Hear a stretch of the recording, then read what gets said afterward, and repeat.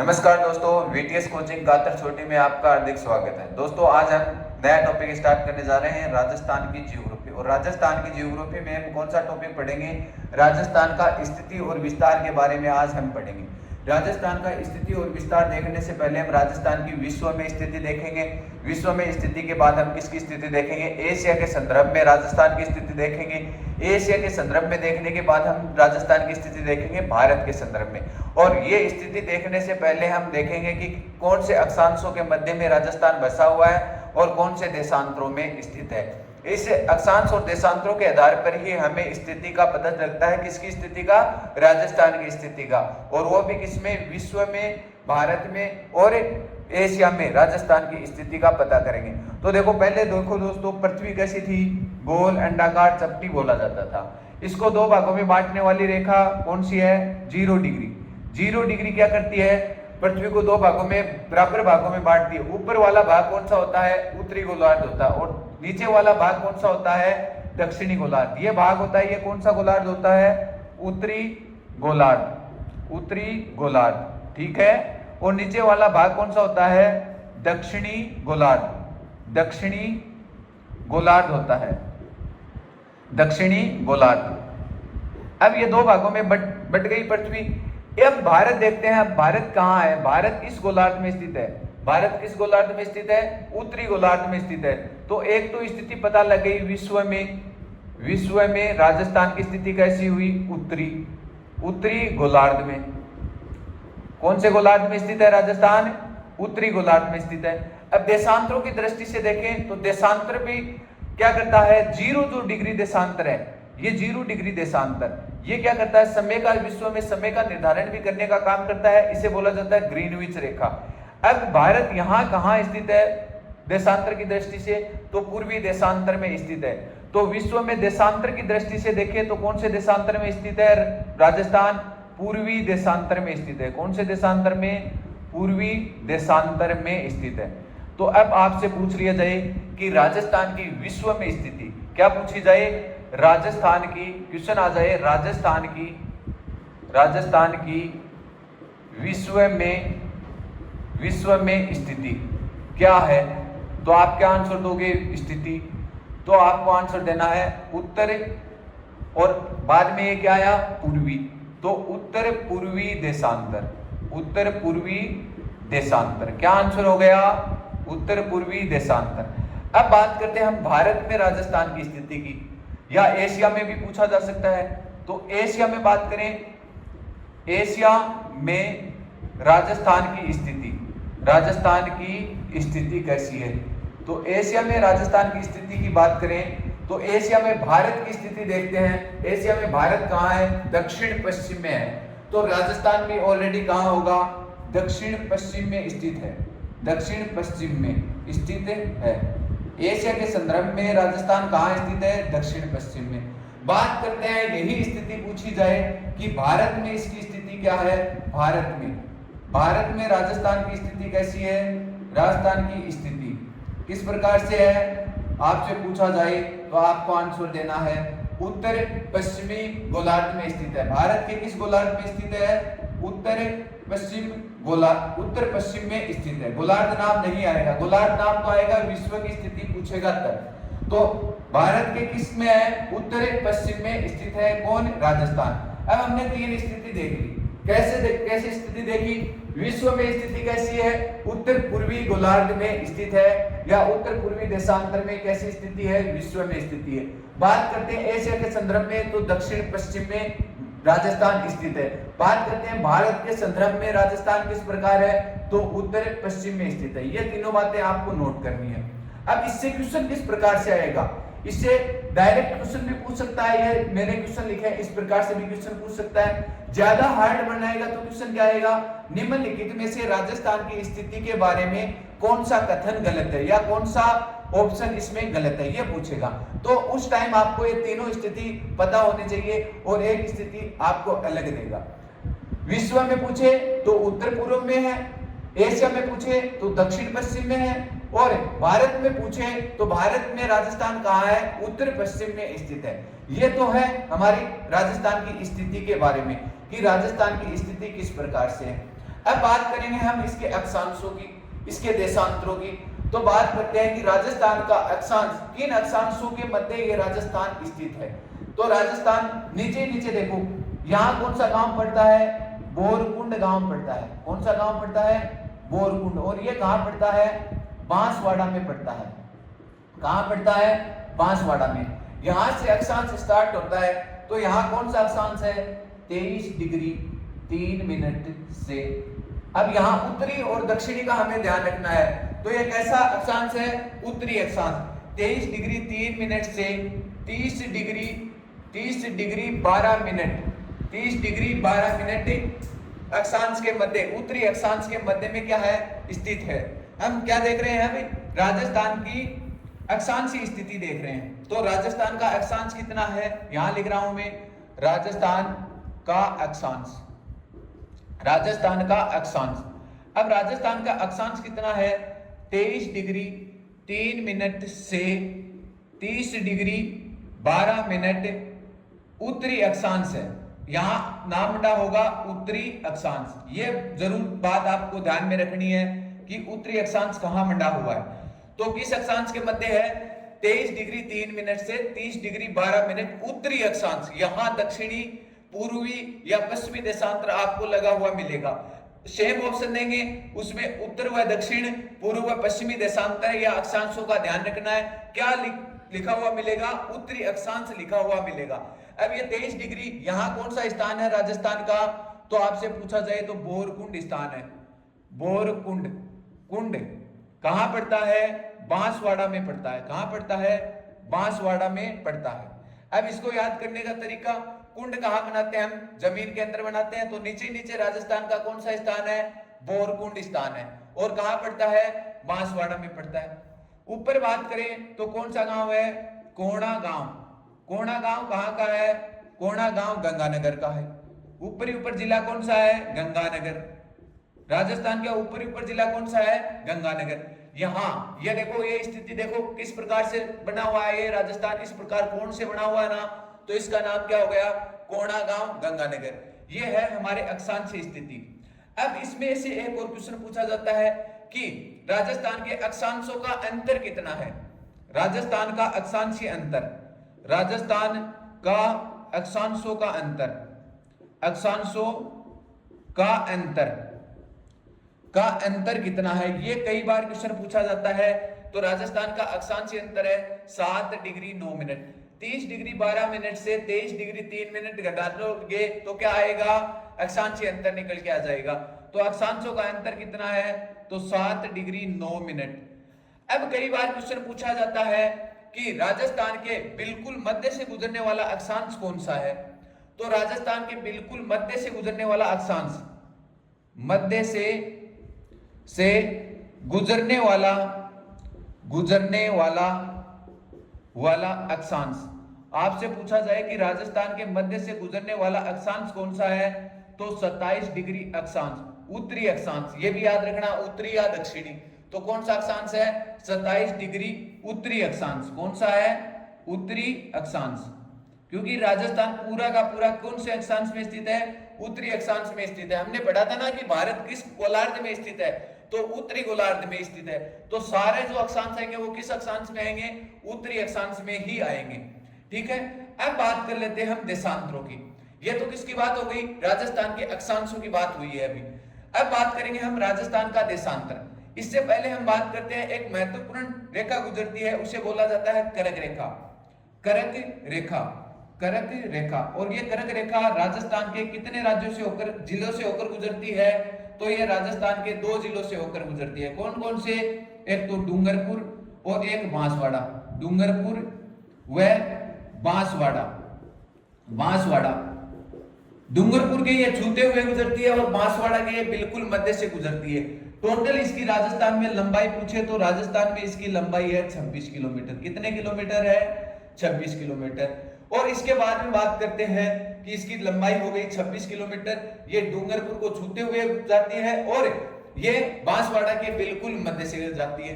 अब ये क्या करते हैं, अक्षांश, और जो अक्षांश होता है उसके मध्य कर्क रेखा से मकर रेखा के मध्य क्या करता है, सूर्य चक्कर लगाने का काम करता है।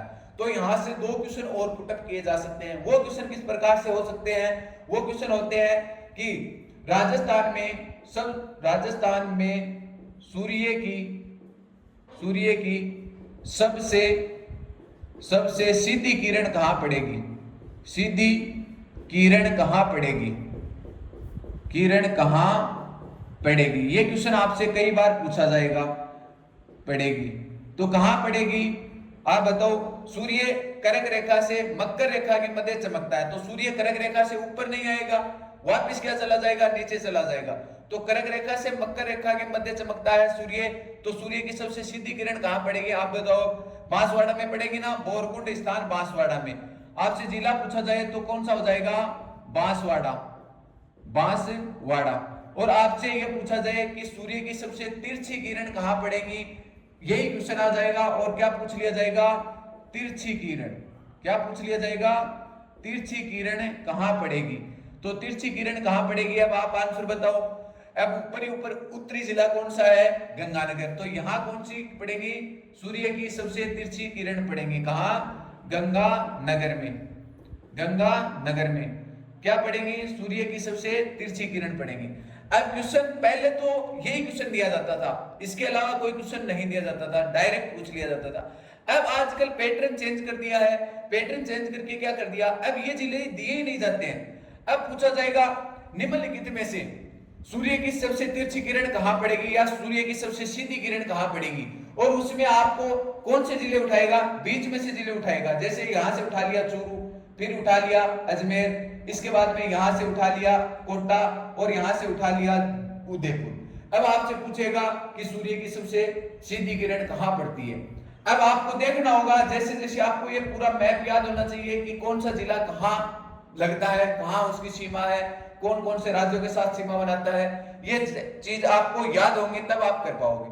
तो मैप आपको पूरा आना चाहिए। ज्योग्राफी आपको यदि पढ़नी है तो उससे पहले आपको मैप में पूरे जिले आपको याद होने चाहिए कि कौन सा जिला कहां आता है। इस प्रकार से पढ़ा हुआ भी क्या आप क्वेश्चन कर नहीं कर पाओगे, क्योंकि ये तो ऑप्शन भी नहीं दिए। तो आपको क्या करना है? ये मैप पूरा बनना है। मैप पहले तैयार करना है कंप्लीट स्थिति और विस्तार को पढ़ने के लिए। ठीक है, तो मैंने बता दिया सबसे सीधी किरण कहां पड़ेगी? बांसवाड़ा में पड़ेगी। और सबसे तिरछी किरण कहां पड़ेगी? गंगानगर में। अब बात करते हैं हम देशांतरों की, कि देशांतर क्या होते हैं। देशांतरों की बात करें तो देशांतर कहां से स्टार्ट होगा? 69 डिग्री 30 मिनट से, और 69 डिग्री 30 मिनट से 78 डिग्री 17 मिनट। 78 degree 17 minute. ये क्या है? राजस्थान का देशांतरीय विस्तार है। हम बात करते हैं राजस्थान के देशांतरीय विस्तार की। देखो यहां लिख रहा हूं मैं देशांतरीय विस्तार। राजस्थान का देशांतरीय विस्तार, राजस्थान का देशांतरीय विस्तार। और राजस्थान का देशांतरीय विस्तार किस प्रकार से उसका अध्ययन करेंगे। तो राजस्थान किस देशांतर के मध्य में स्थित है?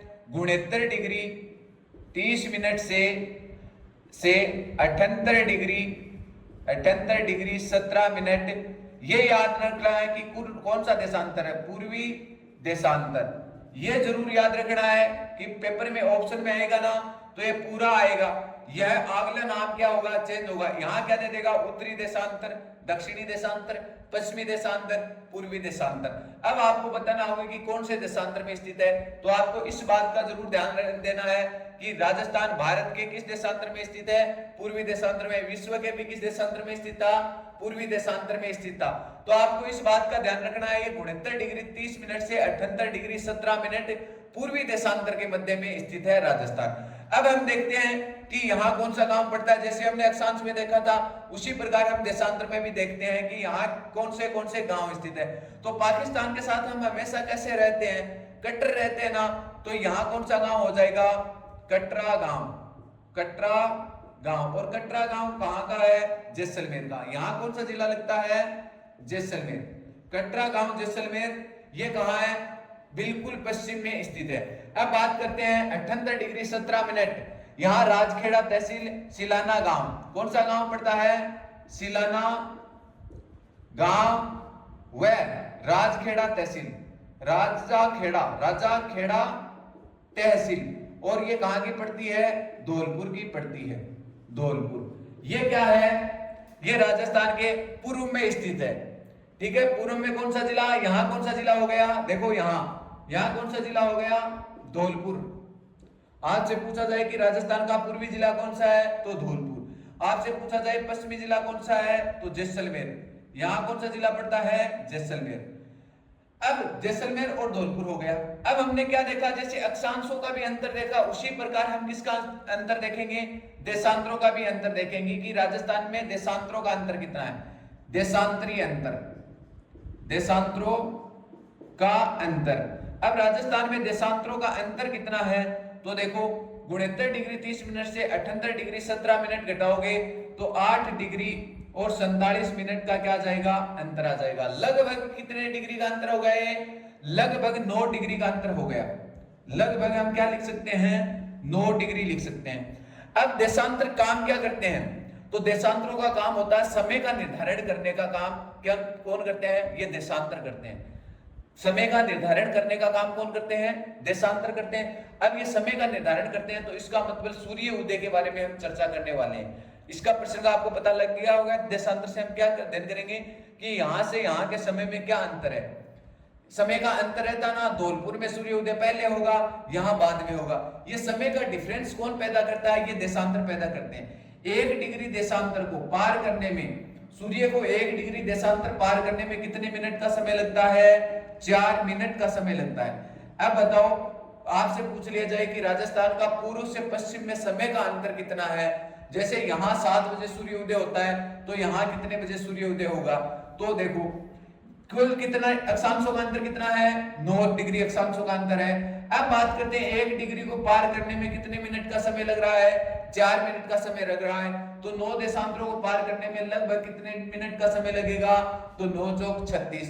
तो धौलपुर से जैसलमेर में सूर्य उदय का अंतर कितना है, 36 मिनट का अंतर है। कितने मिनट का अंतर है, लगभग 36 मिनट का अंतर है।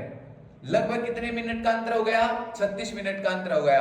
तो ये समय का निर्धारण करने का काम कौन करता है, देशांतर करते हैं। और देशांतरीय स्थिति हमने देख ली है, कौन सी है, देशांतरीय स्थिति 69 डिग्री 30 मिनट से 78 डिग्री 17 मिनट।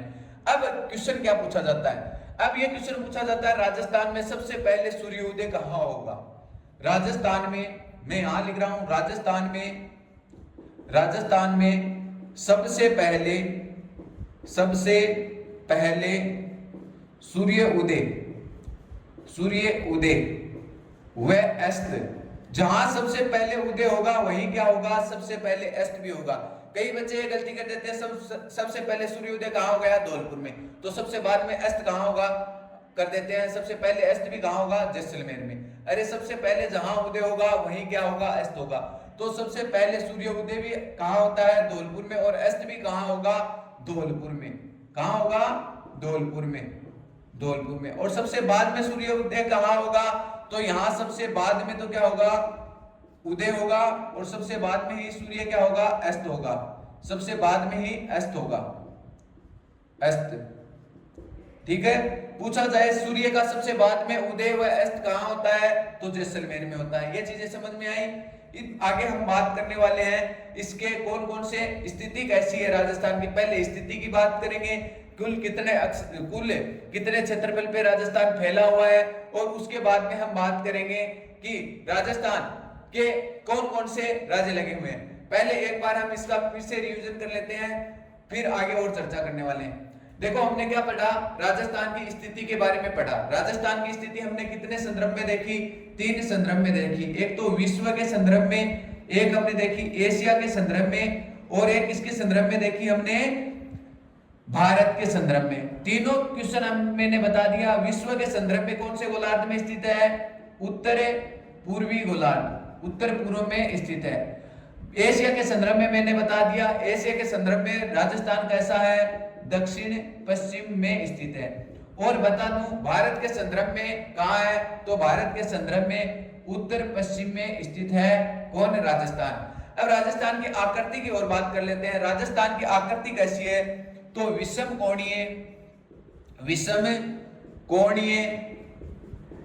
कोणीय चतुर्भुज के समान। किसके समान, चतुर्भुज के समान। या इसे बोला जाता है किसके समान है, पतंगाकार। पतंगाकार।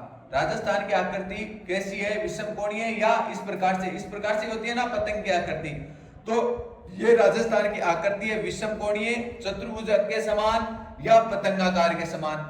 अब इसमें ये आकृति के बारे में, ये आकृति बताई किसने, उस वैज्ञानिक का नाम पूछा जाता है तो टी.एच. हेंडले। टी.एच. हेंडले ने यह आकृति के बारे में बताया था कि राजस्थान की आकृति कैसी है, विषम कोणीय, चतुर्भुज के समान या पतंगाकार के समान है। ठीक है, तो अब एक बार हम इसका स्थिति और विस्तार के बारे में अध्ययन करते हैं कि हमने क्या पढ़ा स्थिति और विस्तार के बारे में। हमने पढ़ा कि राजस्थान की स्थिति विश्व के संदर्भ में कैसी है, तो हमने देखो बताया था कि पृथ्वी को दो भागों में बांटा, कौन कौन से, उत्तरी अक्षांश और दक्षिणी अक्षांश के मध्य। हम भारत कौन से अक्षांश में था, उत्तरी अक्षांश में था, और उत्तरी अक्षांश में भारत था तो राजस्थान भी उत्तरी अक्षांश में होगा। देशांतरों में भी पृथ्वी को दो भागों में तोड़ा था, और देशांतरों में एक पूर्वी देशांतर और एक पश्चिमी देशांतर। 0 डिग्री ग्रीनविच रेखा मैंने बताया था ना, समय का निर्धारण करने का काम करती है, और पृथ्वी को दो बराबर भागों में बांटने का काम समय का निर्धारण 0 डिग्री देशांतर करता है। उसमें हम कौन से देशांतर में है, पूर्वी देशांतर में स्थित है, उसके संदर्भ में हमने देखा था। उसके बाद में हमने राजस्थान के अक्षांशों में आए थे, तो राजस्थान में विश्व की स्थिति कैसी है, उत्तर पूर्वी गोलार्ध में विश्व में स्थित है। जबकि बात करें एशिया में यह दक्षिण पश्चिमी में स्थित है। एशिया में कहा है, दक्षिण और पश्चिम में स्थित है। भारत की स्थिति भी एशिया में क्या है, दक्षिण पश्चिम है, तो राजस्थान की स्थिति भी कैसी होगी, दक्षिण पश्चिमी ही होगी। अब बात करते हैं भारत में आप देखना मैप लाकर कि मैप में राजस्थान कहाँ स्थित है, उत्तर पश्चिम में स्थित है। ठीक है ना। इसके बाद में हम बात की थी, हमने अक्षांशों की बात की थी कि राजस्थान के अक्षांश कौन कौन से अक्षांश है। तो राजस्थान 23 डिग्री 3 मिनट कहाँ है, बिल्कुल दक्षिण में है। 23 डिग्री 3 मिनट बोरकुंड बांसवाड़ा से लेकर, और 30 डिग्री 12 मिनट ऊपर कौन सा गांव है, यहाँ कोणा गांव है। देखो मैंने बताया था ना कोण की आकृति बन रही है, तो यहाँ कौन सा गांव है, कोणा गांव है। 30 डिग्री 12 मिनट से लेकर कोणा गांव गंगानगर उत्तरी अक्षांश के मध्य में स्थित है। अक्षांशों की दृष्टि से ये इस अक्षांशों के मध्य में स्थित है। इसके बाद में हमने क्या पढ़ा, अक्षांशों का अंतर पढ़ा, राजस्थान के अक्षांशों का अंतर। राजस्थान के अक्षांशों का अंतर कितना है, 7 डिग्री 9 मिनट का है। 30 डिग्री 12 मिनट से 23 डिग्री 3 मिनट को घटा लोगे तो अक्षांशों का अंतर कितना बचेगा, 7 डिग्री 9 मिनट का अंतर आ जाएगा। ठीक है। इसके बाद में बात करते हैं कि राजस्थान किस अक्षांशों के मध्य से होकर गुजरता है, कि राजस्थान के मध्य से कौन सा अक्षांश गुजरता है, तो देख लो 27 डिग्री अक्षांश है वो राजस्थान के उत्तरी अक्षांश से, 27 डिग्री उत्तरी अक्षांश वो राजस्थान के क्या गुजरता है, बिल्कुल मध्य से गुजरता है। ठीक है। इसके बाद में हमने बात की कि राजस्थान के नीचे एक महत्वपूर्ण रेखा गुजरती है, उसका नाम है कर्क रेखा। और वो कर्क रेखा कहां से होकर गुजरती है, डूंगरपुर को तो छूते हुए गुजरती है, और बांसवाड़ा के बिल्कुल क्या गुजरती है, मध्य से गुजरती है। और राजस्थान में इसकी लंबाई कितने किलोमीटर है, तो 26 किलोमीटर है। उसके बाद में हमने बात की अक्षांशों के आधार पर ही मैंने बताया कि सूर्य है जो किस रेखाओं के मध्य चक्कर लगाने का काम करता है, मकर रेखा और कर्क रेखा के मध्य चक्कर लगाने का काम कौन करता है, सूर्य करता है। उससे ऊपर सूर्य नहीं आता है। तो सूर्य की सबसे सीधी किरण कहां पड़ेगी, सूर्य की सबसे सीधी किरण तो कर्क रेखा तक ही आएगी। तो कर्क रेखा कहां से गुजरती है, यहां से गुजरती है। तो सूर्य की सबसे सीधी किरण कहां पड़ती है, बांसवाड़ा में पड़ती है। और सबसे तिरछी किरण पूछे तो सबसे तिरछी किरण कहां पड़ती है, तो सबसे तिरछी किरण पड़ती है गंगानगर में। ठीक है। अब मैंने ये भी बताया था कि परीक्षा में पैटर्न चेंज हो रहा है, सीधा नहीं पूछेगा आपको, जिलों के आधार पे जिलों का नाम देगा। निम्नलिखित जिलों में से किस जिले में सूर्य की किरण सबसे तिरछी पड़ती है या सबसे सीधी पड़ती है, ये क्वेश्चन पूछे जाएंगे। तो उसके लिए आपको मैप कंप्लीटली आना बहुत जरूरी है। तो मैप को भरना आना चाहिए, और कौन कौन से जिले कहाँ लगते हैं इस बात का आपको ध्यान में रखना। तो आप घर पे बैठकर तैयारी कर रहे हो तो आप मैप लेके आना, और मैप में सारे जिलों को ऐड करना कि कौन सा जिला कहाँ है, यह आपको पता होना चाहिए। अब उसके बाद में हमने बात की थी देशांतरों की। तो राजस्थान के देशांतरीय स्थिति क्या है, देखो राजस्थान की देशांतरीय स्थिति 69 डिग्री 30 मिनट से 78 डिग्री 17 मिनट पूर्वी देशांतर। इस नाम का ध्यान रखना है। किस देशांतर में स्थित है, राजस्थान पूर्वी देशांतर के अंदर स्थित है। यहाँ पश्चिमी आ जाए तो भी गलत है, यहाँ उत्तरी नाम आ जाएगा तो भी गलत है, यहाँ दक्षिणी देशांतर नाम भी दे सकता है, वो भी गलत है। आपको ये चीजों में कम फेरबदल देखने के लिए मिलेगा। यहाँ एग्जामिनर क्या करेगा, मिस्टेक करेगा। तो ये कौन से गोलार्ध देशांतर में स्थित है? पूर्वी देशांतर में स्थित है। 69 डिग्री 30 मिनट ये कहां पड़ता है? देखो 69 डिग्री 30 मिनट कटरा गांव जैसलमेर में पड़ता है। और फिर 78 डिग्री 17 मिनट राजाखेड़ा तहसील चिलाना गांव और धौलपुर में। ये यहाँ क्या है? देशांतर है। अब देशांतरों का हमने देखा था अंतर कि देशांतरों का अंतर कितना है, तो 8 डिग्री 47 मिनट। अरे 78 डिग्री 17 मिनट से आप 69 डिग्री 30 मिनट घटाओगे तो अंतर कितना आएगा? 8 डिग्री 47 मिनट का क्या आएगा? अंतर आएगा। और ये अंतर के आधार पे ये क्या करते हैं? समय का निर्धारण करने का काम करते हैं। मैंने देशांतर बताया था ना, देशांतरों का एक ही काम है, क्या करते हैं? समय का निर्धारण करने का काम करते हैं। अब देखते हैं कि यहां से यहां तक समय का अंतर होगा, क्योंकि देशांतरों का अंतर है तो समय का भी क्या हो सकता है? अंतर होता है। यहाँ यदि सूर्योदय यदि 7 बजे होगा तो यहाँ सूर्योदय कितने बजे होगा? 7:36 पे होगा। ये अंतर किसके कारण आया? मैंने बताया कि पृथ्वी को एक देशांतर पार करने में कितने मिनट का समय लगता है? 4 मिनट का समय लगता है। 4 मिनट का समय लगता है, तो हमारे लगभग देशांतरों का अंतर 9 डिग्री देशांतरों का अंतर है। तो 9 को 4 से गुणा किया तो कितने मिनट का अंतर हुआ? 36 मिनट का अंतर हुआ। अब बात करते हैं कि यहां से सूर्य उदय सबसे पहले क्या होता है? यहाँ धौलपुर में राजाखेड़ा तहसील है, यहाँ सबसे पहले सूर्य उदय होगा। और जहां सबसे पहले सूर्य उदय होगा वहीं सबसे पहले क्या होगा? सूर्य अस्त भी होगा। तो राजस्थान में सबसे पहले सूर्य उदय या सूर्य अस्त पूछा जाए तो कहां होता है? धौलपुर में। यह पूछ लिया जाए राजस्थान का में सबसे बाद में सूर्य उदय व सबसे बाद में सूर्य अस्त होता है तो कहां होता है? आपको आंसर देना है क्या? जैसलमेर। अब मैं आपको एक प्रश्न दूंगा थोड़ी देर में। देखो प्रश्न मैंने दे दिया, निम्नलिखित में से राजस्थान में से सूर्य उदय सबसे बाद में कहां होगा? और मैंने ऑप्शन दे दिया। ए ऑप्शन में मैंने दे दिया, आपको दे दिया दौसा। ए ऑप्शन में मैंने क्या दे दिया? दौसा। और बी ऑप्शन में मैंने दे दिया, आपको दे दिया अजमेर।